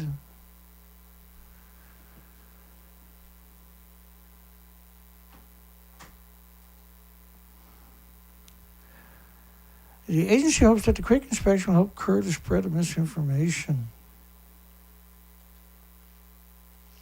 So you're not allowed to pretend, you're only allowed to pretend that they weren't, that this is not real. That's basically what they're saying. Ease concerns among the fishery operators and the consumers by manipulating them and tricking them and killing them ultimately. The agency tested 224 marine product samples for tritium. Why are you checking for tritium when the reactors and the fuel pools are gone, I wonder? The test employed an extensive analysis method that can detect tritium levels up to 0.4 becquerels. After conducting tests every day for a month after the start of the water release, the agency will gradually slow the pace of testing. Fukushima Prefecture government, the local federations, fisheries cooperatives are conducting tests of marine products for cesium. Yeah, because apparently nothing else exists on these cesium and tritium. And shipments are halted if the cesium reaches 100 becquerels per kilogram. Again, the absurdity of these statements is currently black rockfish is the only fish species under such restrictions. And the fish lady said 4 or 5 of them got out of the compound in front of Fukushima, and that's why fishermen accidentally had fish that exceeded limits. So the cover stories are really interesting. International Atomic Energy Agency released a report last month concluding the water release plan was consistent with relevant international non-safety standards, and that the non-treated water is stored in tanks on the premises of the plant. Oh yeah, here's something to switch it up a little tiny bit. Hydro-Quebec, here in Canada, French, molds reviving the province's nuclear reactor 10 years after it's been shut down. So they're talking about restarting a reactor that's been shut down for 10 years. The Gentilly plant here in Canada, which is an incredible disease factory, in its quest to increase electricity production in Quebec, is contemplating a move back to nuclear power. The province's only nuclear power plant was shut down in 2012 after post-Fukushima.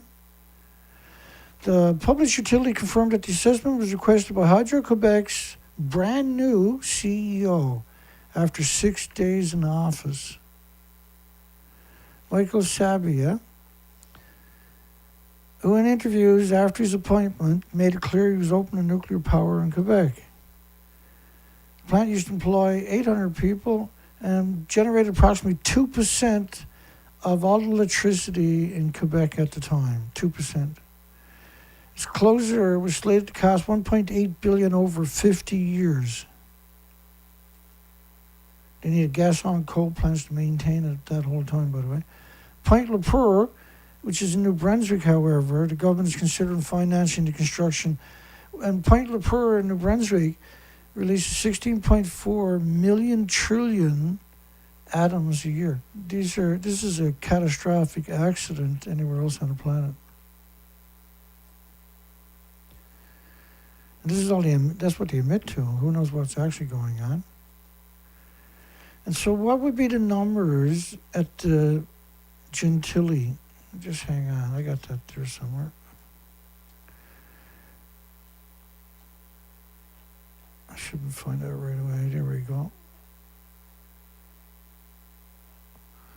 Oh, Gentilly, Bamble Down. Which is Quebec's plant. Used to release 1,600,000 trillion becquerels a year. Sizewell only released 8 trillion. Canada's reactors are just a disaster.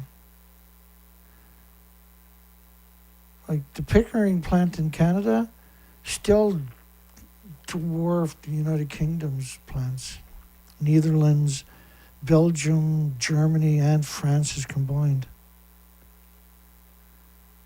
It's disgusting. And Point Lepour, Gentilly, Darlington, Bruce, and Pickering, rather, they're in the fresh water only. Stunning, isn't it? Reviving Gentilly 2 will likely stir up controversy.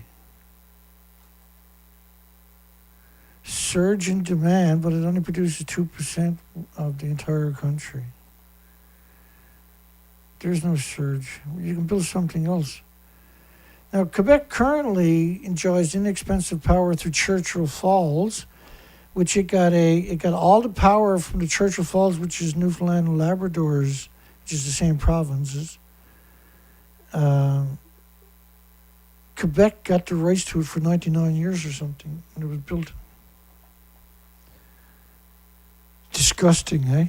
The French are just unreal how greedy they actually are. It pays 0.2% a kilowatt hour, which is literally 0.2 cents. So 1/5 of a cent. And it sells it to Quebecers for 7.3 cents. That should be going to the Newfoundland and Labrador, right? Instead. Same thing with the Muskrat Falls. We've done the same thing with Quebec. The power accounts for 15% of Quebec's energy, stolen from an impoverished province, with the contract ending in 2041. Ottawa labeling nuclear energy as clean is a misrepresentation. It's completely dirty. Oh, you have no idea, man. Here's what they said. It said it's mind-boggling to see a Hydro-Quebec CEO 9 days after taking office wanting to relaunch nuclear power in Quebec, and all wrapped up in false pretenses. Yeah, mind-boggling is right, isn't it? Canada's Minister of the Environment and Climate Change. All of these positions were created post-Fukushima. You see that worldwide. Unveils Ottawa's draft net zero, which was a paper by Miles Allen. I got him a nice cushy job at a university after, and was taken by UN and used to bludgeon humanity with now, and probably forever. Electricity regulations on Thursday, which includes nuclear power.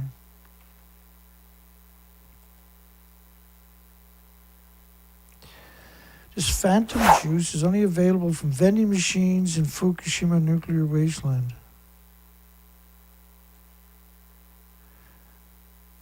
They do this each year. It uses 100% peach juice from the nuclear wasteland, from a known nuclear wasteland on top of that. Fukushima is famous for its deadly peaches. This bottle contained 100% peach juice of only the prefecture's variety. Sadistic bastards. South Korea activists plan to hold candlelight vigil in front of Seoul City Hall to protest tritium. There was hundreds of thousands of them showed up, folks. 80% of the country is freaking out about it. They got them all roiled up in order to try to incite other Asian countries to do the same, to protest tritium, instead of what's been going on 12 years straight. Instead of the loss of 4 reactor cores and 8 fuel pools, each fuel pool had around 6 reactors in it, because they don't have a repository anywhere, let alone Japan. To denounce Japan's plan to discharge radioactive water from the Fukushima nuclear disease plant into the ocean, which has been going on non-stop for 12 years. Organizers claim the rally will draw over 100,000 protesters. Well, the reports were hundreds of thousands. Governor vetoes a bill that would have allowed new nuclear construction. The nuclear industry will get you back for that, buddy. They'll cut your throat for doing that. The bill earned more votes than 3/5 of the majority needed to override. The bill provides no regulatory protection for the health and safety of Illinois residents who would live and work around these disease factories, the senator wrote. Advanced nuclear reactors would help supplement the flaws that wind and solar have.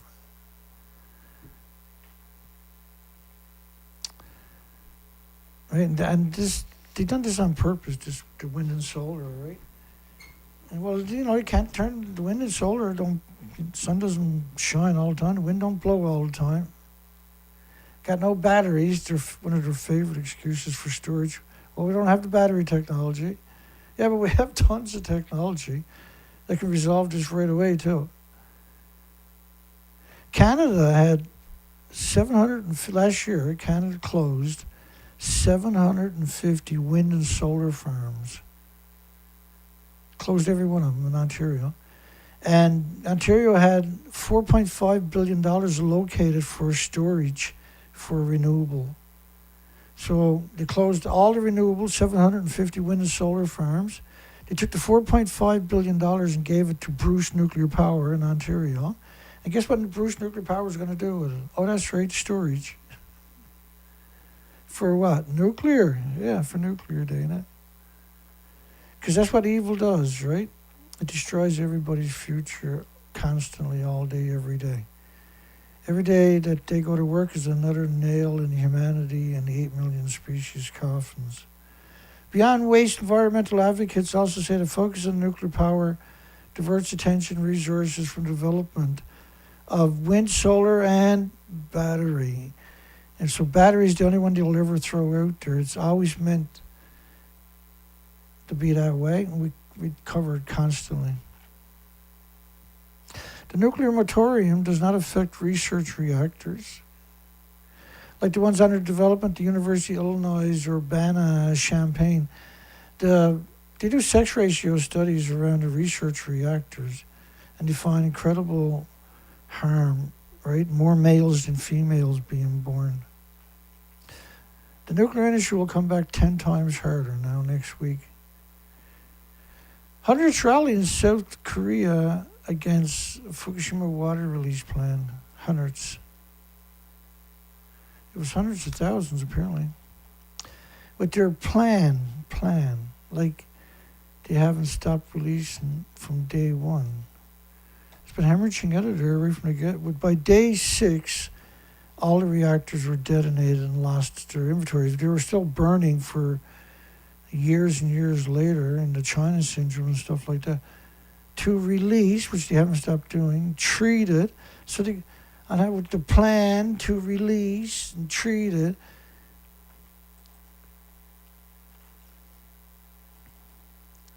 If it's discharged,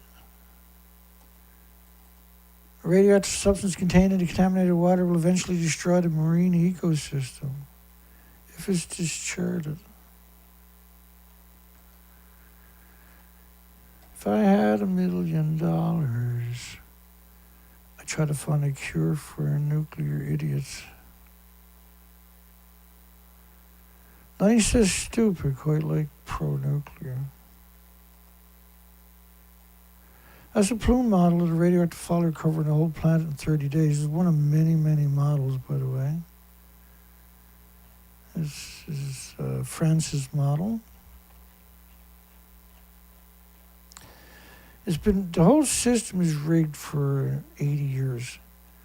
And so when we started looking at it, we were quite surprised to see that all the so-called environmentalists that they acknowledged were the propaganda machines themselves. We're opposed because we believe the sea is not just for the Japanese government, but for all of us and mankind. Way to go, buddy. I can relate to that. The problem is, it's been hemorrhaging for 12 years straight. but this is the only protesters are going to report on. Hundreds of protesters held up signs saying, "Keep it inland and protect the Pacific Ocean," while singing songs and listening to rally organizers. The International Atomic Energy Agency, which is a non-regulatory agency, said it's safe. Said tritium, in fact, was safe. TEPCO has been collecting, filtering, and storing water in hundreds of tanks, which will reach their capacity in 2024. So what they're saying they were doing is they were pumping about 140 tons a day on the reactors, all four of them. That's equal to a garden hose each day, not on each reactor, but split 4 ways on 9,000 degree Fahrenheit temperatures. And half of it was filtered and then pumped back in on the reactors, what they were saying. The other half was put in tanks.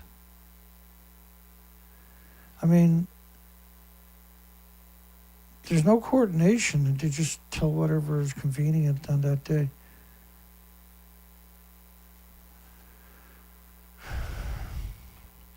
South Korea activists protesting at Japan's plan to release the treated into the ocean, which is going on nonstop for 12 years.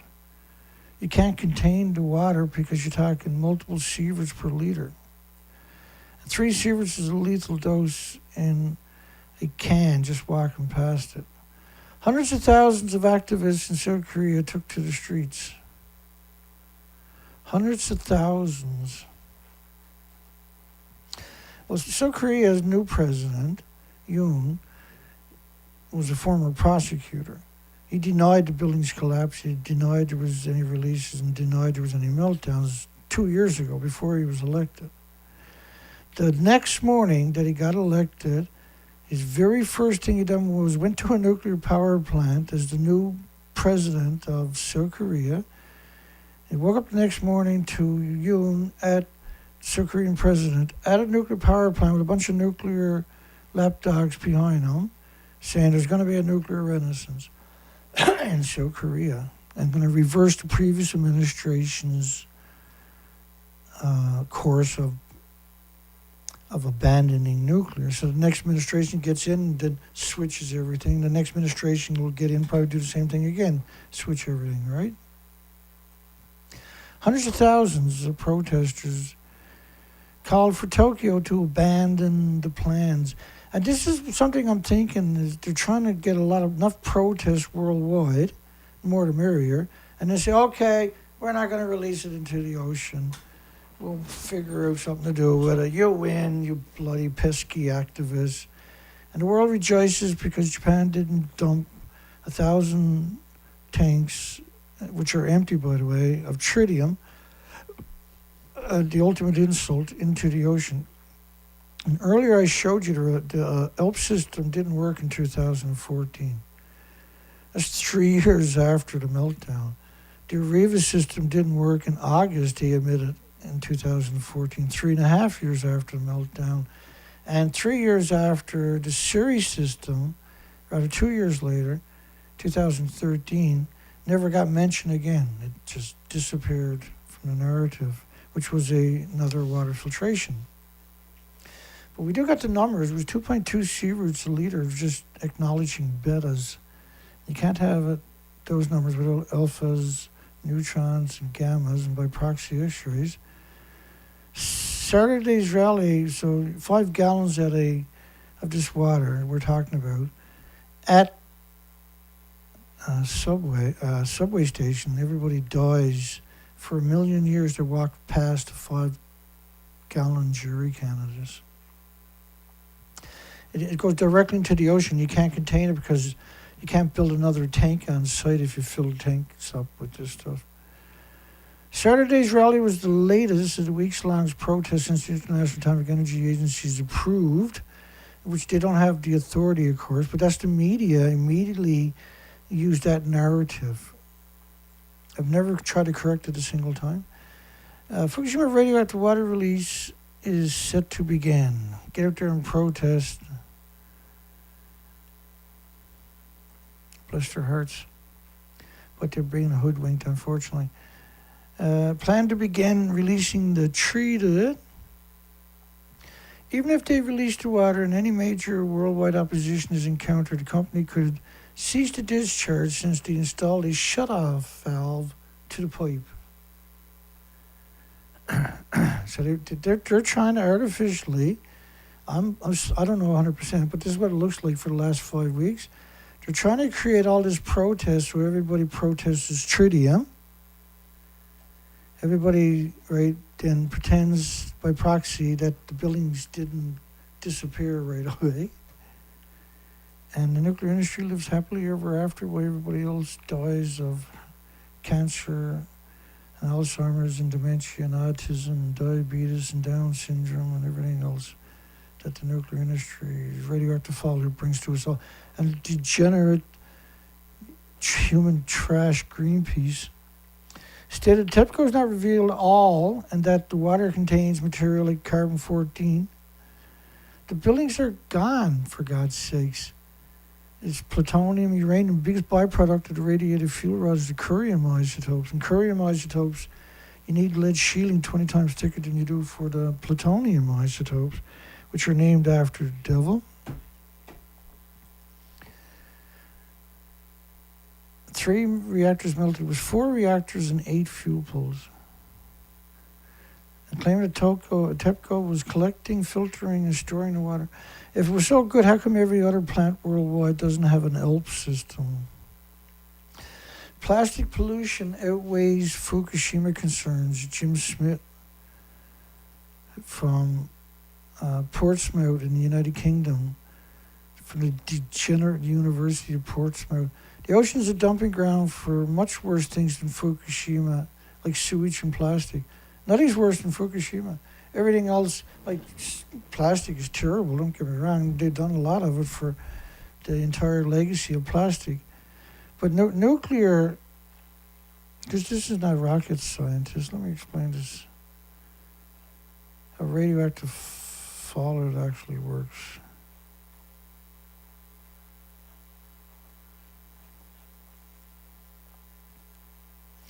It happens very quick. It destroys all the species in the forests, in the mountains, in the communities. It poisons everybody.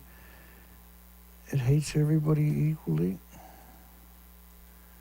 So you can't compare plastic to radioactive fallout because radioactive fallout is toxic to everything with replicating cells. It covers the whole planet. This model is 20 days. Yeah, 20 days. This model is, bottom one is 27 days of radioactive fallout.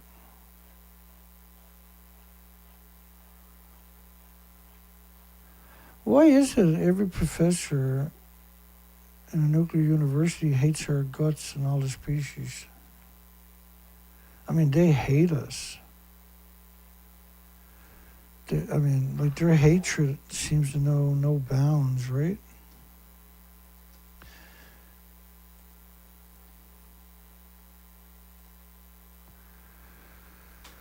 Radiation in the Pacific Ocean was a model from Germany. There was a 1,000,000 to 10 million times normal radioactive fallout of cesium-137. This was a French study. By the way, cesium immediately damaged the hearts, not just humans, but all species, birds, insects, you name it. 1,000,000 to 10 million times after Fukushima. That's a catastrophic event, just acknowledging that particular one.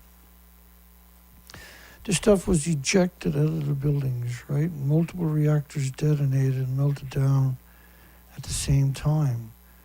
This next model was the Norwegian Institute of Air Research. And by the way, these plumes covers the entire planet. It's like a snowstorm after 20, 30 days, covering the planet, and the snow never melts, and it snows every day for 1,000,000 years.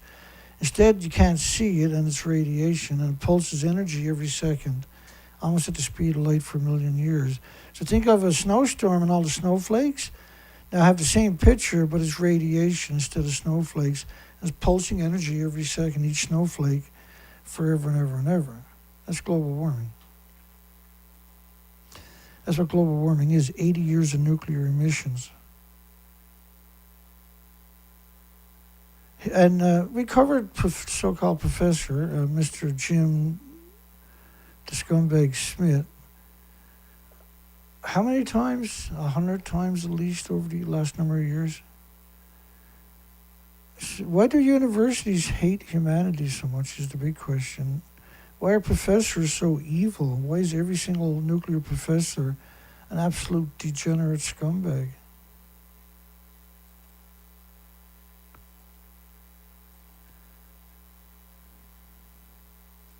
It's so dishonest. This is university. Your universities are literally the worst enemy humanity has ever had.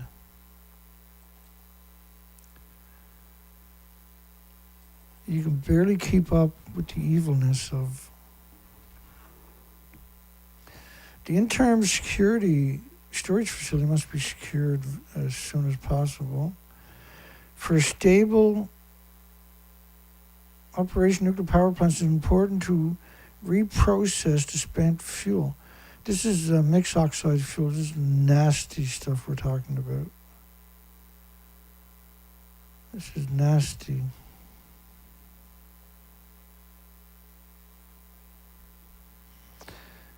Oh.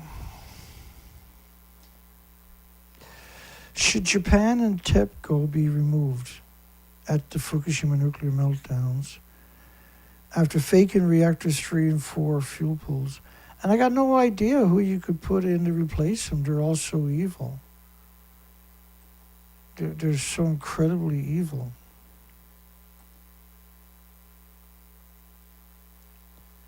So they're advocating Japan make mixed oxide fuel.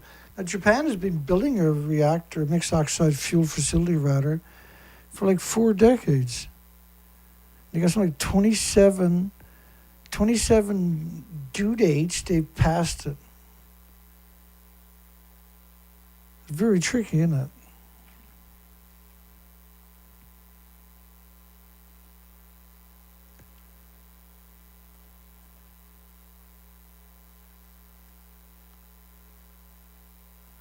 They can't do it because, thank goodness, they are doing some though, right? They got the most plutonium stored, but they're sending that to France to reprocess in the United Kingdom, right?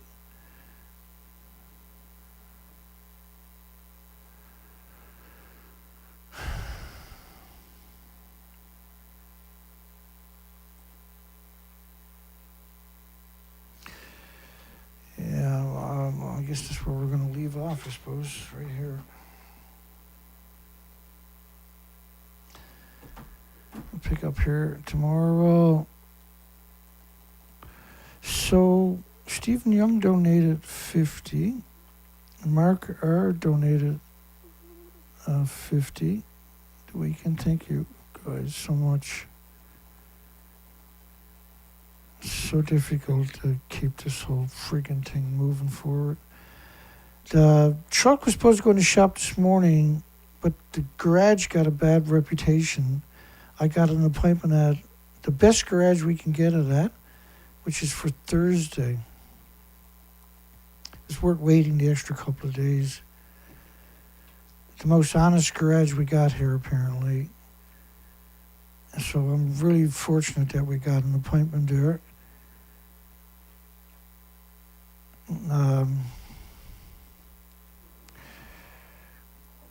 So much better with all the U-joints and the front drive shaft changed. But it's still, when you get up to 50K, you get a big vibration that seems to be coming from the rear differential, because we had a lot of problems, right? We had the support bushing was torn apart. We replaced that, and the front drive shaft, both front and rear were torn apart. Replaced that. And then the rear U-joints were wrecked. We took that off and replaced both of them. That'll make their job a lot easier anyway. We'll get through it on hopefully Thursday. That'll be the end of it. If not, we'll know what we need. We'll make another appointment and we'll get back in when the parts show up and fix it. That'll be the end of it. And we'll get back, and we still got lots of research we can do. We were in the woods yesterday for a couple of hours looking for birds and spiders. Seen 6 birds, which was kind of a record actually, and an ant's nest that had ants in it. That was pretty amazing. It was in a nice shaded area. I spotted it and I got it, stuck a stick into it, and there was eggs in it. They ran away with the eggs right away. So that was cool, because most ants' nests are naked, or empty, right? And we'll deal with it.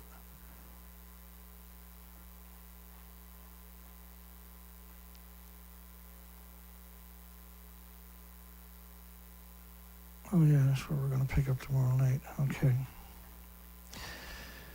Alrighty. Lots of problems tonight, my goodness. Let's get some music, I guess we'll call it a night. We'll close down the poll here. What's the poll? We got 38 votes. Should Japan and TEPCO be removed at the Fukushima nuclear meltdowns? And I got no idea who can go in there, because they're all evil. The whole friggin' nuclear industry is just unbelievably evil. But TEPCO should definitely be removed. We got no chance of a future. No species can survive what TEPCO is doing. And that.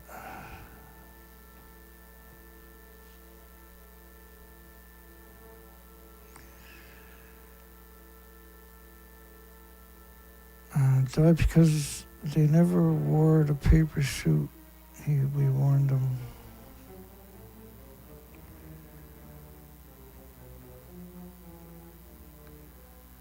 We'll see everybody on the next show tomorrow night. We'll pick up where we left off, plus whatever extra shows up. And if you make it this far, don't forget to give us a thumbs up. Say hugs for everybody tonight. We'll see everybody on the next show.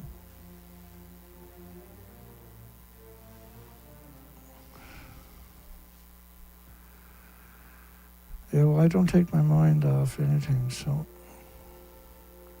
Some people watch soccer, some people they do it to take their mind. That's what sports is all about for a lot of people.